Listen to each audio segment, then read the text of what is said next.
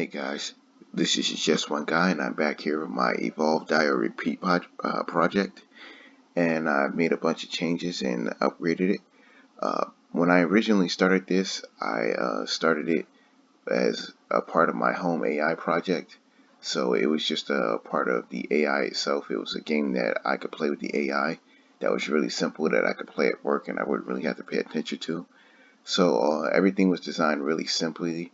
There wasn't really a UI or a design focus, but since I uploaded it for other people to play, I figured I'll just start improving the game playability and just professionalism. So I've upgraded the UI and just made a bunch of improvements. Let's go in game and see what I improved. Right off the bat, you can see it now has a title and a little bit of a logo thing, and the UI has a sci-fi design because I'm going to put a story to the game. It's going to be about warring scientists trying to create the best super soldier. And the player's job is to try to create the best super soldier by having them go in combat against another group of super soldiers. It's a simple story, but I figured it'll just add more interest into the game. But right off the bat, you can see I've completely changed the UI. And one of the things you benefit from now is you can hit the settings button right from there. So I'm just going to give myself some ability points. I'm going to make some more changes to make the UI even better, more interactive. But for now, this just makes it look a lot better, and it makes it a lot more usable. I've also given it a little bit of a style with the sci-fi look, and I tried to design it for functionality. All the buttons are yellow, and anything that you need to be aware of that's important is red, like the exit button, whether the AI gains an ability, and to restart the game. I'm just going to upgrade my damage. The only new ability I added was super speed. It's going to be the next superpower ability, and it just gives you super speed right now, but it's going to be a leveled ability later. Right now it's not, and here it is right here. One thing I gained by improving the AI is now you can see all the description text. Description text was always there, it was just you couldn't really see it. But now I put this little what is it, scroll bar. Scroll bars in Unity are surprisingly hard to implement. I think Unity changed that now, but it was pretty hard to actually implement a scroll bar. Anyway, you can see now what the ability does with like this psychic superhuman. Before you couldn't see lower. So now you can see at level 0 what it does, level 1 what it does, level 2 before you pick it. But we're just going to go with super speed for now. And we're just going to acquire that.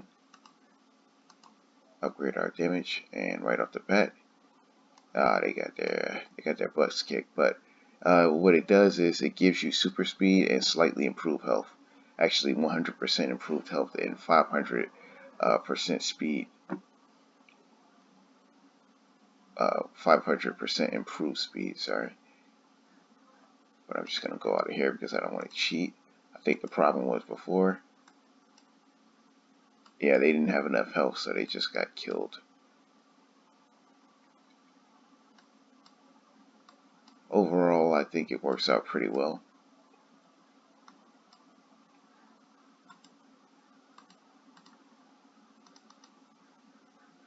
Okay, another thing I improved was the Living God ability. Before it didn't work correctly. The AI couldn't have their Living God, but now they can get this ability, and he's also white like he's supposed to be.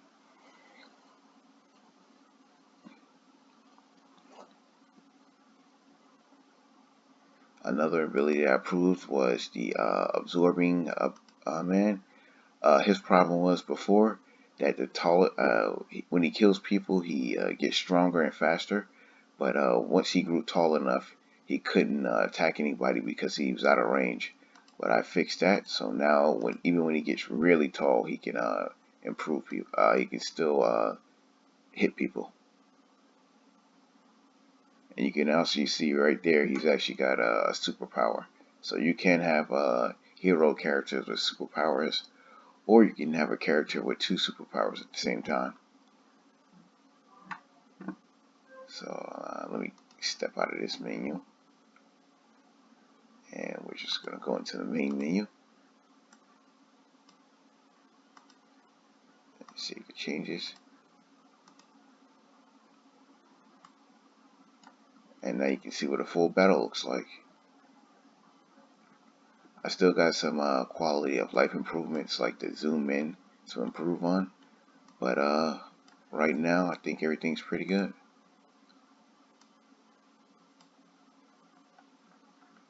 And you can see he can really get big.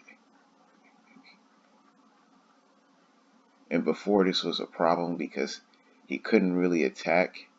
It actually looks like it's still kind of a problem, but now the bigger he gets, the more his range increase.